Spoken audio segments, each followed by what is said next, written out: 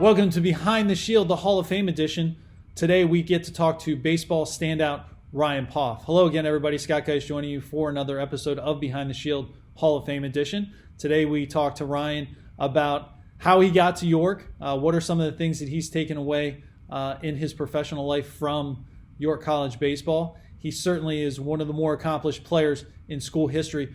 Career record holder in hits, career record holder in total bases, second in doubles, certainly had an amazing career at York, and all because he got cut from his high school team as a freshman. And then 3 years later, Player of the Year and Rookie of the Year in the Capital Athletic Conference. So after this commercial message, Ryan Poff. You've probably heard a lot about changes on campus, about how classes will look a little different, or how the dining hall will be set up like it was last year. You may have heard we'll be living with a new normal. But the truth is, at York College of Pennsylvania, normal has never been our thing. If by normal you mean predictable, usual, commonplace, average, that's not us. Our normal is extraordinary, exceptional, remarkable.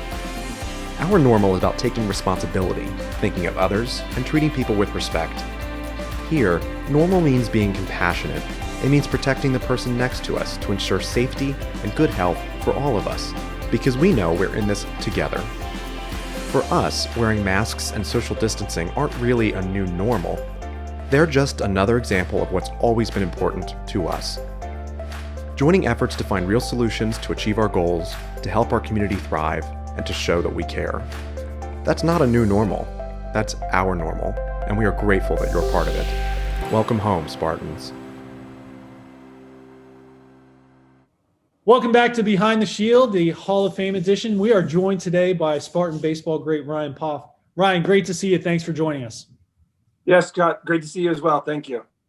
So let everybody know, we kind of start off the Hall of Fame edition with kind of catching everybody up with what you've been doing since you left YCP. And so what have you been up to? So I'm a York native. I'm still in York. It's funny. I actually, in 2010, after graduating, I bought a house in the same neighborhood as I grew up in. So my parents live a half mile away from me. I'm a big family guy, and my sister and my brother-in-law also live in the same neighborhood. They bought a house after me, so they're 3 houses down from us. So it's nice. I live here with my son Easton, who is 5 years old, and we're just spending with everything going on. We're just spending a lot of time as much as we can at home, and he's really into baseball. He's playing t-ball now, and he's also into golf. So that's been nice. For my job, I work sales for a company in Lansdale, Pennsylvania. And so with everything going on, it's been a little strange recently because, like last week, I would have been in Las Vegas for a week for an event, and that got canceled. In a couple of weeks, I would have been in Toronto, Canada for an event, and that got canceled. So I'm having a lot of time at home with family and just making the best of it. God bless you. You're in the T-ball stage. That is a rough stage to go through, but how much fun is it to get to see him play the game and get excited about playing baseball and golf? What a great combination for you. Yeah. I wish I would have played golf when I was younger, but it wasn't something that anybody in my family did. Because now that I play, it's like, how the heck, I thought it would be easy being able to hit a stationary ball, on the ground rather than a fastball coming in at 90 miles an hour. But, I tell everybody it's so much harder for me than baseball ever was. But for Easton's T-ball, it's fun. It's fun seeing the kids grow and grow. This is his second year in T-ball. And I'm actually helping coach. One thing I didn't want to do was be the head coach. It's a lot of responsibilities, even at this age.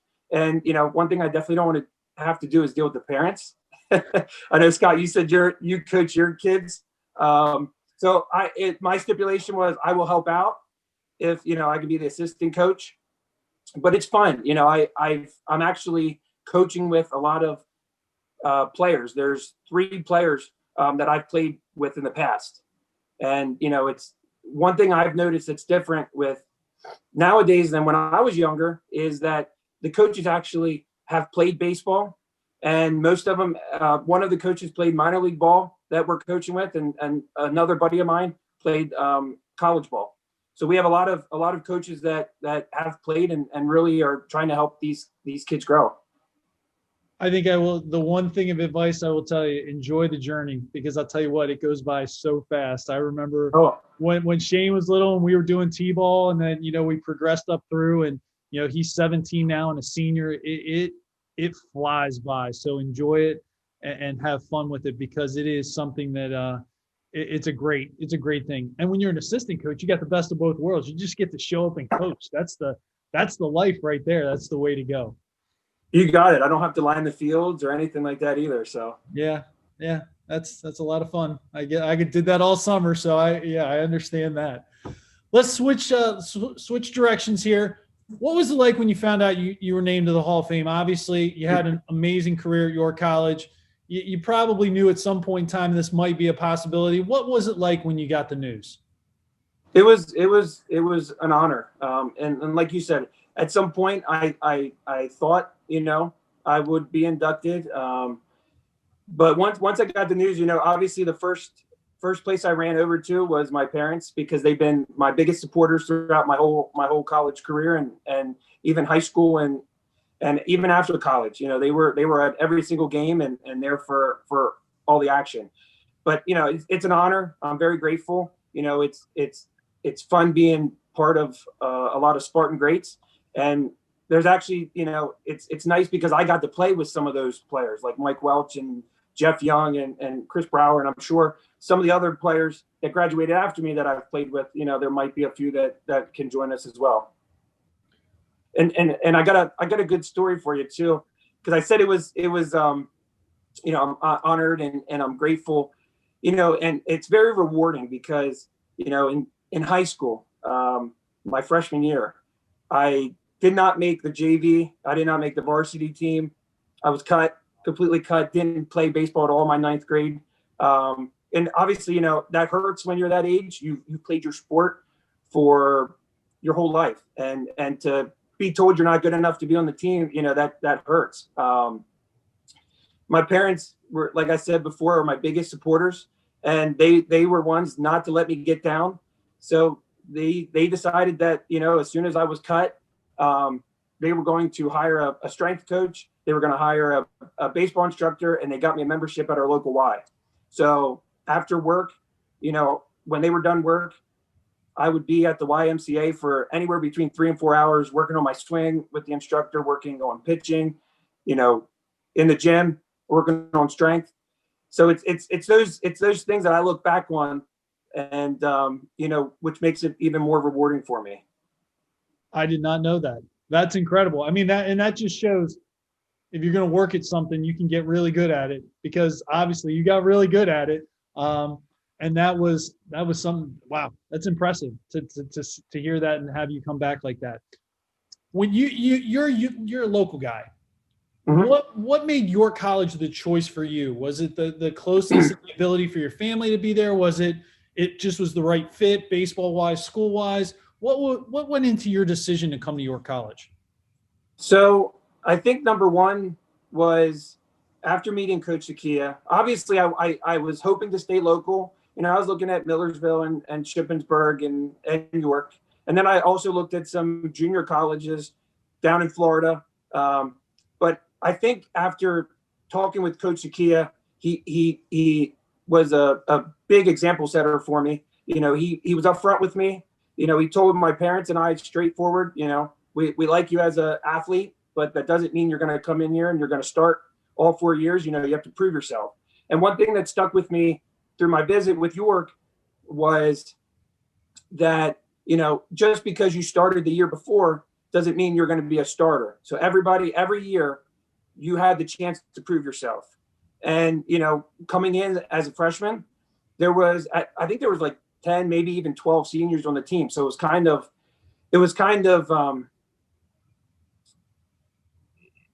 not scary.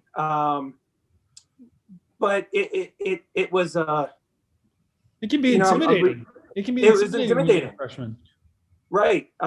So I think knowing that I had the opportunity to start as a freshman for all 4 years was something that intrigued me. And also coaches' upfrontness with me, telling me that, just because we recruited you doesn't mean you're going to be a starter. You have to go out here and prove yourself. And it was intimidating, Coach basically told me, because I was a pitcher and an infielder in high school. And he basically said, we have Jeff Young at shortstop.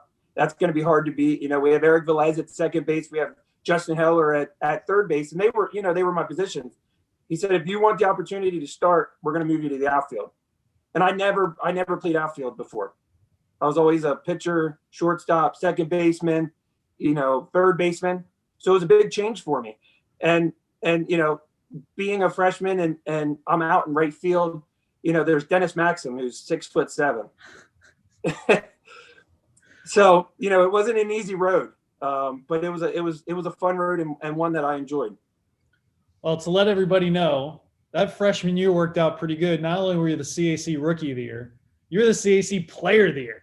So it worked out pretty good to come in and make that adjustment. And I think all the credit goes to you in terms of the adjustment. You go from a position, not playing a position, not even playing outfield. It's a big difference if for those of you not familiar with baseball, it's like going from one spot where your main focus is fielding ground balls to catching fly balls in the outfield. It's a big difference. How was that adjustment? Obviously it worked out. How long did it take until you felt comfortable being an outfielder in college? It didn't take too long, because we're practicing, as the baseball team practices a lot. Some days we're practicing and working out at 5:30 in the morning and before school. And then we're also practicing after school. So I got a lot of practice in fall ball and a lot of scrimmages. So it's a big change. But working with Coach Sakia and Coach Scappa really helped me. But also I think the biggest thing was the seniors on that team. My mentor and my workout buddy was Welch. And he was a big reason why I succeeded, not only in the outfield, but, at the plate as well. I took a lot of his knowledge and used that. How much fun was it to be a part of that lineup as a freshman? You kind of come in and there's, honestly, there's not a ton of pressure on you to where you were at in the lineup, and all of a sudden, boom, you just explode. Was it a little easier because you just kind of you came in and said, all right, I'm a part of this lineup and I don't have to do too much. I just can do what I can do and what you're capable of?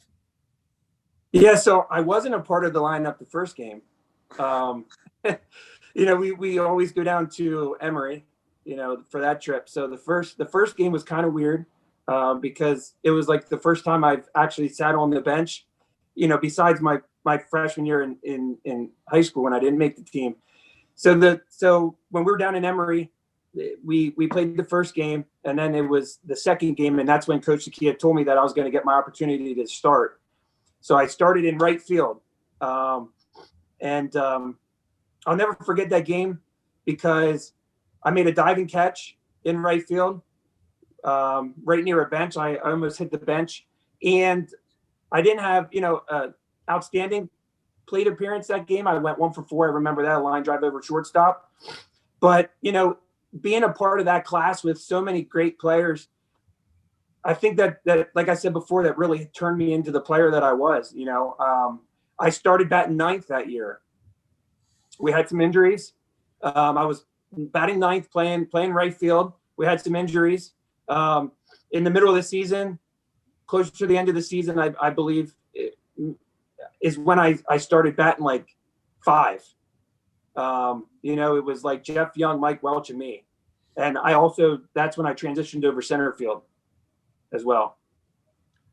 So a lot of adjustments in your freshman year to get used to, not only getting used to collegiate baseball, but then, hitting at different parts of the order and then playing center field. I think that year has got to be one of the storybook years in terms of what you accomplished, not only statistically, but just with making all the changes. And being a freshman, competing as a freshman, I think is one of the more difficult things that a lot of our kids have to face, because you go from, probably being really, really good on your high school team to, now you're a guy. You're just one of the guys on the team, and obviously you had an amazing freshman year and an amazing career.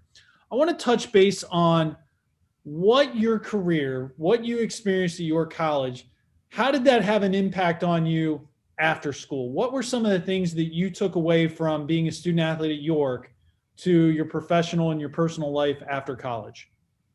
Sure. One thing I always look back on. So I've had three, like I said before, I'm in sales, and I've had three interviews for jobs, and I've gotten every job that I've interviewed for. And I think one of the biggest things that always sticks out in every single interview is that a lot of, when they're looking for a salesperson, the biggest thing is they like athletes. They like competitive athletes. And that was on my resume, that I played baseball, and it always was a focus point in our interview. And I think a lot of it comes down to is, in sales as well as in baseball, you have to be a team player. If you're in baseball and you go 3 for 4 with 3 home runs, but your team loses 5-3, that's not successful. In sales, you have to be a team player. I have an inside sales team that I work with that helps me, gain sales. Another thing too is you can't take anything personally.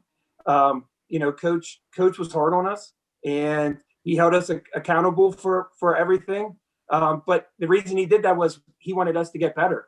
And in sales, I don't take anything personally. There's so many times where, I've been in front of a customer that I've been told no. In my sales training, they always say, you have to get 3 no's before you give up. So you can't take it personal. It's nothing against you as a person. It's just that, maybe the product that they want isn't something that you have or that they need at the moment. Or early workouts that coach had us do. Like I said before, at 5:30, we'd be in the gym. After school, we'd be on the field. That's helped me too, because in sales, if I have a first meeting, I can't be late. You don't have to be early. Like coach always said, you don't have to be early, but definitely don't be late. So that's helped. Time management. And I would think confidence too. Just the way you carry yourself and how you approach things, I think would have to be big as well. Sure. Yep, I agree. And also time management. Being a student athlete, you have to manage your schooling. You have to manage, your practices and all your games, and that's tough. When you have homework to do and things like that. So I think all of those aspects combined is really what has helped me in my profession. So your sophomore year, between your freshman and sophomore year, you had an injury, correct? Shoulder injury? Correct. Yep, tore my labrum. Yeah, how hard is that to come back from, especially after having a huge freshman year, to meet the expectations to come back off an injury? How difficult was that for you in bouncing back? It was extremely difficult because not only was I in a lot of pain after getting surgery, and I was in rehab trying to get back on the field. So basically, that whole sophomore fall ball, I missed. I didn't do any practicing with the team. I didn't do anything. Right before we went down to Atlanta, Georgia, for the tournament, I started hitting off the tee. So normally, you get the chance to hit off pitchers, collegiate pitchers, even if it's on your own team. You in the cage, you get to hit off live pitching. I didn't get that opportunity. I was hitting off a tee into a net, and I might have done that 2 or 3 times. So it made it really difficult then going down to Emory, facing one of the top teams in the nation, without seeing that live pitching and just, being hitting off the tee. But I'm very grateful for Nate and his team, because they worked with my therapy, and they helped me get back on the field as fast as possible. I wasn't 100% sure that I was going to be back on the field the beginning of the sophomore year. But I think with the help of Nate and his team, because they were great, they helped me do that. Now, was I 100%? Probably not. I know for sure I wasn't, but I wanted to be back out there, and Nate helped that possible. One of the best in the business, Nate Cook. That's I've done a lot of these interviews and calls, and anybody that's had an injury talks about how great Nate and his staff are, and there's no question that they are absolutely fantastic. They are. I've there's games where I was out in the field where Nate had me wrapped head to toe, just to make sure that I was out there. Looking back on what your career was athletically, what are some of the favorite things that you have? What are some of your favorite memories about being a part of the Spartan baseball program? Yeah, I think there's so many memories. Always as a team, when your team makes it to the NCAA tournament, that's awesome, and you'll never forget things like that. Like obviously, I like I said before, I never forget my first hit, my first game played. But it's really the team things that stick out to me, like the NCAA tournament. So when we went to the tournament, that would have been my sophomore year, when we still had a lot of senior leadership on that team. We had a good tournament. We if I remember correctly, we lost to Ferrum, which was a good team. They just pounded the ball, and the second game we beat Salisbury, and it's always fun beating a conference rival in the tournament. So I think we beat them by like 3-2, which is always a win for Spartans. And then I think we won the next game, and we lost to Ferrum again. And it's funny how close we could have been to actually going to the World Series, because Ferrum ended up losing to Emory, I think, in the College World Series, and Emory, who we've played before, ended up winning, I think, that year. That trip to Ferrum, first of all, I remember how giant the press box was. It was unbelievable, and what a great facility that was. I remember the storm. Do you remember the storm we played in, and then the rainbow that came up like afterwards? That first game that we were down there. And actually, I think that hurt us, the storm, because we were playing really well early in that game and kind of got a little off track. But I remember how good that tournament was. I remember after we beat Salisbury, pounded at the time, Villa Julie, yep. Yeah, we hammered them. And they were getting ready to come into the CAC. So that I remember that part of, they're getting ready to come into the CAC. Look at, we're going to have a great time with these guys. But, certainly one of the great memories of that team was so good. And there was one place to go to eat afterwards. We had to go to Applebee's like 7 days in a row, it felt like, because that was the only place that was open past like 8:00 near Ferrum. So that was that was fantastic. Last question for you. And I think you've kind of touched on it, but I kind of want to wrap it up with this. What do you feel is one of the most important lessons you were able to take away with your time as a student athlete? And it can be on the field, it can be schoolwork, whatever.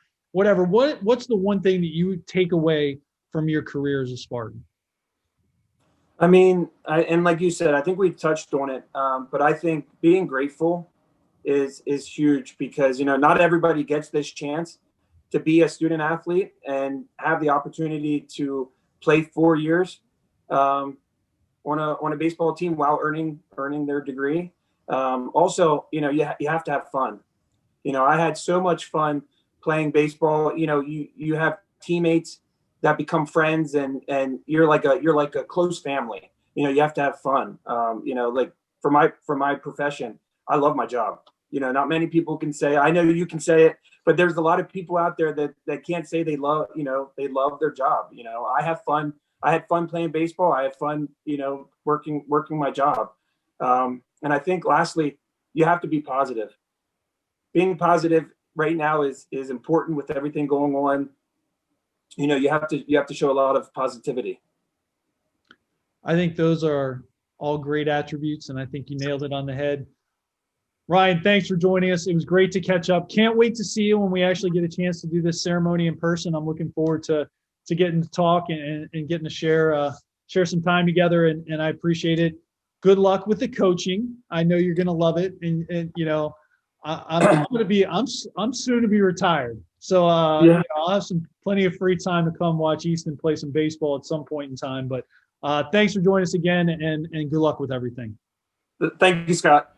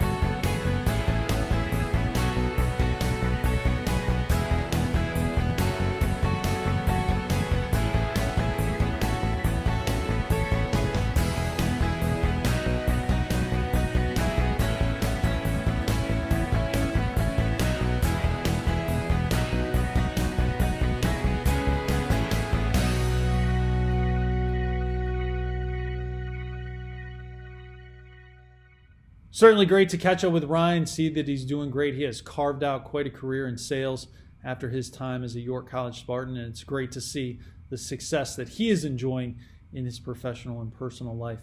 We'll be back next week with another Hall of Fame episode. Until then, stay safe, stay healthy, and go Spartans.